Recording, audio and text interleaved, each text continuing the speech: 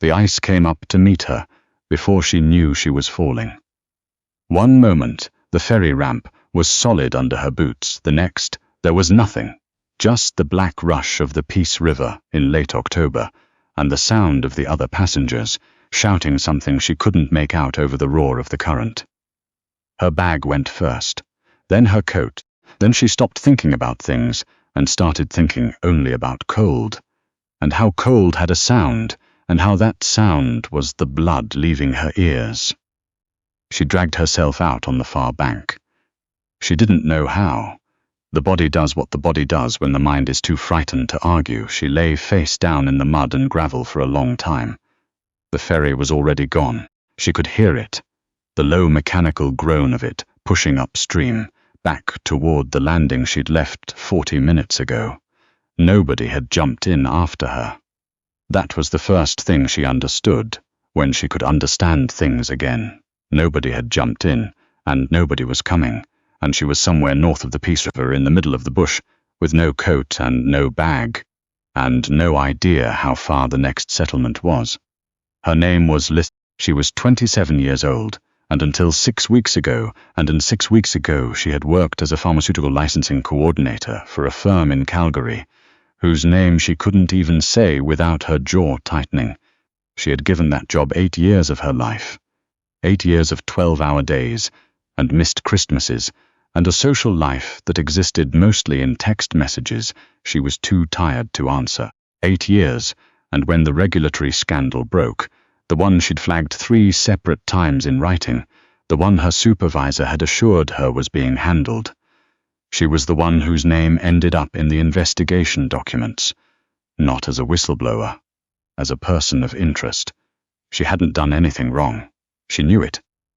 Her lawyer knew it. It didn't matter. The firm's external counsel had been faster, better resourced, and considerably less interested in the truth than in finding someone junior enough to absorb the damage.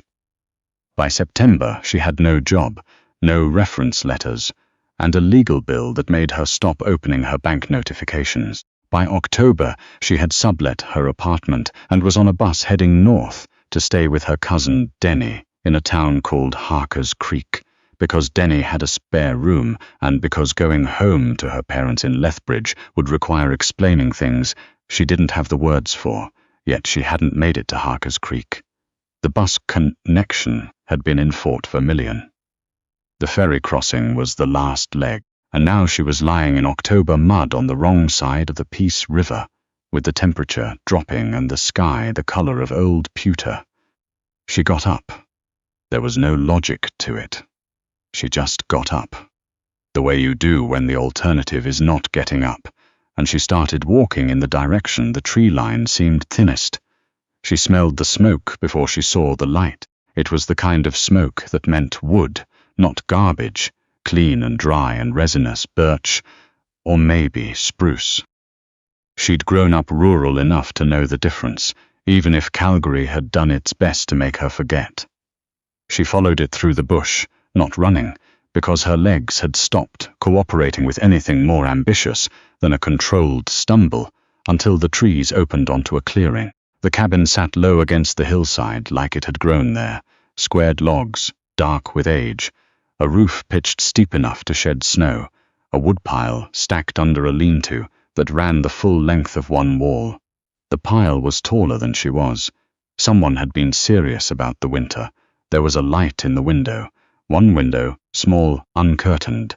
She knocked. Nothing. Knocked again, louder, because her hand was so cold. She couldn't feel whether she was actually making contact. She tried the door. It opened. She stepped inside, said hello to the darkness at the back of the room, and then her legs finished their resignation, and she sat down on the floor. She woke up in a bunk. There was a wool blanket over her, rough and smelling of cedar, and something else. Dogs, maybe, or horses. She was in dry clothes that were not her clothes. Her wet things were hanging near a cast-iron stove that was putting out more heat than any appliance she'd encountered in recent memory. She lay still for a moment and catalogued her body the way you do after something bad. Toes present and accounted for, fingers painful but functional, ribs intact, head clear. Then she turned her head and saw the man. He was sitting at the far end of the room at a table, eating, not looking at her. He was large in a way that had nothing to do with fat. Broad through the shoulders, long-armed, the kind of person who looked like they'd been built for outdoor work and then kept at it until the work became part of the body itself. He wore a flannel shirt with the sleeves pushed up, and he was working through a plate of something, without any apparent interest in her, or in anything, really. He had the focused quiet of someone accustomed to eating alone. "Thank you," she said. Her voice came out smaller than she intended. He looked up. His eyes were dark, set deep, and he regarded her with the same expression she imagined he would use on a problem he was working out the best solution to. "You went in the river," he said. "Yes." "Ferry crossing?" "Yes." He looked back at his food. "Bag's gone then." She didn't answer, because there wasn't anything useful to answer. "You, heading to Harker's Creek. My cousin lives there. Denny Shell." Something moved in his face, not quite recognition, more like a door being left slightly ajar. "Denny Shell talks too much," he said. "I know." He stood up, brought the plate to the basin, and turned around with his arms crossed. He was taller than she'd estimated from the bunk. He had the look of a man who had been by himself long enough that other people had become theoretical. "Road into Harker's doesn't get plowed until Thursday," he said. "You can stay until then." She waited for more, for conditions, or questions, or at least a name. He offered none of it. "I'm Lisel," she said, a pause that went on 3 or 4 seconds too long. "Marsh," he said. And that was all. He didn't talk to her. Not really. He moved through the cabin with the economy of someone who had organized their life into sequences that worked, and he performed those sequences whether she was there or not. He rose before light. He went outside. He came back with water, or wood, or sometimes something else, once a rabbit, which he cleaned at the back step with the brisk, impersonal efficiency of someone who has done this so many times it requires no more thought than peeling a potato. She watched from a respectful distance. She didn't have much choice. There was nowhere to go and nothing she could usefully do, and she was aware that she was occupying his space at his sufferance. So she tried to occupy it as quietly as possible. On the second day, she asked if she could help with something. He looked at her with that appraising flatness and then handed her an axe. "Blocks out back," he said. She had split wood before, at her grandfather's place in the Crow's Nest Pass, but not recently, and not with this kind of axe, which was a maul, heavier than she expected. She got the hang of it in about 20 minutes. Her arms ached by the 30-minute mark. She kept going anyway, because stopping felt worse than the ache. When she came in, he was at the stove. He looked at the armload of wood she'd brought, and something in his posture changed in a way she couldn't quite name. "You've done that before," he said. "My grandfather's place, a long time ago." He didn't say anything else, but that night there were 2 cups on the table instead of 1, and he poured her coffee without being asked. She wrapped her hands around the cup and looked out the small window at the dark. The temperature had dropped again. She could hear it in the way the wood in the walls contracted, small ticks and pops, like the cabin was working something out. "What do you do out here?" she said, not prying, just filling the quiet. "What needs doing?" he said. She looked at him over the rim of the cup. He was looking at the stove. "That's the whole answer?" "It's a long list," he said. She thought she saw something move at the corner of his mouth. She wasn't sure. He was not a person who gave much away. She slept better that night than she had in 6 weeks. Thursday came and the road did not get plowed. Marsh came in from outside and stamped the snow off his boots and said, without prelude, "Storm," pushed it back. Could be Monday. He didn't look at her when he said it. He took his coat off and hung it on the peg and went about his business. She sat with that for a moment. Monday was 5 more days. 5 more days in a one-room cabin with a man who used language like it was rationed. 5 more days of no phone signal, no contact with Denny, no news from her lawyer, No way to know if things back in Calgary had gotten worse, or somehow, miraculously, better. She didn't say any of that. What she said was, "What needs doing today?" He looked at her then, really looked at her, for a moment longer than he usually did. "Snares need checking," he said, "and the radio antenna on the roof came loose in the wind. I'll check the snares if you show me where." Another of those pauses that went on too long. "All right," he said. They went out together into the grey morning, him leading through the bush on a path she couldn't see, but he clearly could, her following in his tracks because the snow was hip-deep off them. He showed her how to read the snares. What a good set looked like, how to reset one that had been tripped, how to dispatch quickly if it had caught something. He explained it plainly, without condescension, the way a person explains something they assume the other person is capable of learning. She paid attention. That was the only thing she'd ever been reliably good at. Paying attention. On the way back, she said, "The people who set me up, they've probably moved on to something else by now." She didn't know why she said it. It came out of the cold air and the exercise and the strange clarifying effect of being somewhere that had no memory of any of it. Marsh kept walking. "Then, set you up how?" she told him. Not all of it, not the 8 years and the missed Christmases and the particular grinding humiliation of watching people she'd trusted throw her under without a backward glance. Just the bones of it, the flagged reports, the investigation, the name in the documents. He listened in the way he did everything, without fuss, without performance. When she finished, he said, "You still have the written records? The ones where you flagged it?" "My lawyer has copies." "Then they didn't set you up," he said. "They tried to. Different thing." She stopped walking. He went another few steps before he noticed and looked back. "I haven't thought of it that way," she said. "Most people don't," he said, and kept walking. She stood there for a moment in the snow, in the quiet, in the enormous indifferent bush, and felt something shift in her chest that she couldn't put a name to, not hope exactly. More like the removal of a weight she'd gotten so used to, she'd stopped noticing it was there. As she caught up, the days settled into a shape. She checked the snares in the morning. He did the water and the major firewood. They split the cooking, which revealed things. She could make bannock without measuring, and he had a method for salt-cured fish that required 3 days, and a complicated arrangement of weights.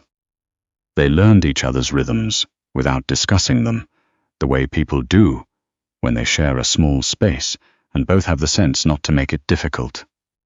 He didn't volunteer information. She stopped expecting it, but sometimes, in the evenings, he'd say something that opened a door. "I had a partner," he said one night. "We built this place together." She waited. She left after the second winter. Said the quiet was too much. "Do you think she was wrong?"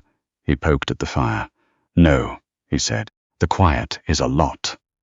Lisel looked around the cabin, the low ceiling, the stove, the single window, the bunk she was sleeping in that was, she realized, probably his, and had been given over without comment.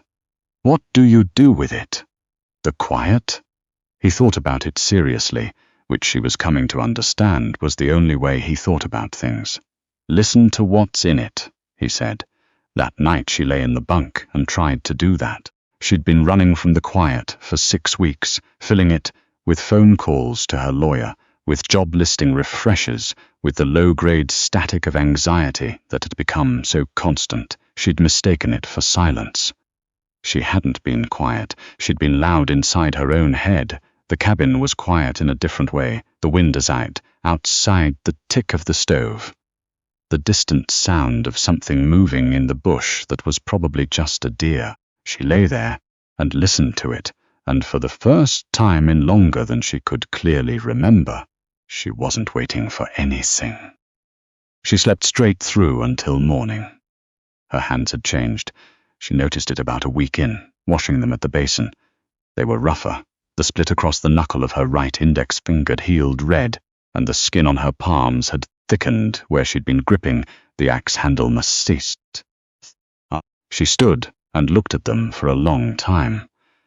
In Calgary, she had kept her nails shaped and had a hand cream in her desk drawer and in her bag and in the bathroom cabinet, because the office air was dry, and she'd always been particular about her hands.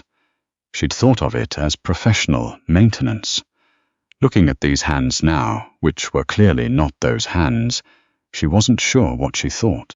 Marsh appeared in the doorway with his coat and his hat and 2 pairs of snowshoes. "Traps on the North Line need moving," he said. "Far enough that we should head out now." She put her jacket on without answering. They went north for most of the morning, deeper into the bush than she'd been. The light was different under the trees, blue and muffled, snow mounded in shapes that made the ordinary strange. She moved on the snowshoes better than she had the first time. Her body was adapting. At noon he stopped and built a small fire in the lee of a blown-down spruce, and they ate jerked meat, bannock, tea from a thermos he'd carried without mentioning it. The bush was very still, no wind. The snow fell in the kind of slow vertical sheets that seem less like weather and more like the world doing something deliberate. "Why do you stay?" she said. "Out here, I mean, because there isn't another place I'd be better at," he said. She turned that over. "Do you miss things? From before? Sometimes?" He looked out into the trees. "Hot water," he said, which surprised a laugh out of her. He looked at her with something that was almost startled, like he'd forgotten laughing was a thing people did. "We've got enough wood," he said, after a moment. "I could rig the outdoor boiler, get you a proper hot wash." She blinked. "You have an outdoor boiler?" Under the tarp, behind the lean-to. She thought about everything he could have offered to rig that with no one here to ask for it. "Thank you," she said. He looked back at the trees. "It's practical," he said, which was the most obvious deflection she'd ever heard, and they both pretended not to notice. The outdoor boiler took an afternoon to set up, and she helped, because she'd stopped waiting to be told what she could and couldn't be useful for. When the water was hot, she took a proper wash behind a canvas screen he'd rigged between 2 spruce trees, without her asking, and she stood there in the cold air, with hot water running down her back, and started crying in the uncomplicated way of someone whose body had been waiting for permission. She dried off and went inside, and Marsh was at the table drinking coffee and didn't say anything about red eyes, which she respected. "Monday," she said. "The road." "Should be clear," he said. She sat down across from him. The stove ticked. Outside the wind had picked up again, moving through the spruce with a low, steady sound. "Denny's probably filed a missing person report," she said. "Probably. I should get to a phone." "Yes," he said. She looked at the table, at the grain of the wood, which was spruce, she now knew, cut and planed by hand, with a crack along one edge that had been filled with pine pitch. She'd eaten every meal at this table for the past 11 days. She knew which chair leg was uneven. She knew that he always set his coffee cup on the left. "My lawyer says the firm is starting to cooperate with the investigation," she said, "before I lost my phone signal. Last message I got." "That's useful," he said. "It means I might not need to disappear after all." She hadn't meant to phrase it that way. He looked up. "I came north to hide," she said. It was easier than she expected to say it out loud. "Not from the law. From everything. From having to explain myself again." He was quiet for a long time. Outside the wind moved. "You don't have to explain yourself to me," he said. "I know," she said. "That's the thing." Sunday night she didn't sleep well, which was a reversal. She lay in the bunk and stared at the ceiling and made the list she'd been avoiding for 11 days. Apartment to resublet, lawyer to call, Denny to reassure. Job search to begin, though the shape of that felt different now than it had in Calgary, less like a ladder she'd been knocked off and more like a field she hadn't looked at yet. References to gather, a reputation to rebuild slowly in the way things that are actually true tend eventually to be believed. There was more on the list, but she stopped there. In the morning she packed the few things she'd accumulated. A pair of wool socks Marsh had given her, without ceremony, a small knife he'd added to the collection, without comment, The folded piece of paper where he'd written the snare-checking sequence in his close, careful handwriting, because she'd said she wanted to remember it. She put them in the pack he'd given her, which was old canvas and smelled like everything in the cabin smelled. He was outside when she came out. He was splitting wood, even though the woodpile was extensive by any reasonable measure, which she understood was what he did when he was doing something else in his head. She stood by the corner of the cabin and watched him for a moment. "Road should be clear," he said, without stopping. Yes. He split another round. The sound of it carried clean and flat in the cold air. "There's a notation in the snare log," he said. "Northeast run. The third set needs to be moved 6 feet before the snow gets hard again. It's sitting on a game trail that's going to shift with the freeze." She stared at him. He set down the maul and looked at her, and for the first time she could read his face fully. Not the careful neutrality, but the thing behind it, which had been there all along in the coffee cup on the left, and the bunk given without comment, and the outdoor boiler rigged under a tarp for no one. "If someone was around to do it," he said. "That's all." She looked at the cabin, the wood pile that would last the winter, the lean-to, the small window, the snare log inside on the table, open to the northeast page. She thought about Calgary and the job listings and the lawyer and Denny's spare room and the whole reasonable architecture of the life she was supposed to go back to. "The third set needs moving now," she said, "before I lose the light." He picked up the maul. "Northeast trail's icy," he said. "Watch your footing." She put her pack inside the door. She picked up her snowshoes. She went. The winter had not ended. It had barely started, but somewhere between the river and the woodpile and the question of what quiet sounds like when you finally stop drowning it out, something else had begun. Not loud, not announced, the way real things rarely are. Just a direction, just the trail going north, and the snow coming down clean and straight, and her breath making small clouds in the cold airs as she moved through the spruce toward where the work was.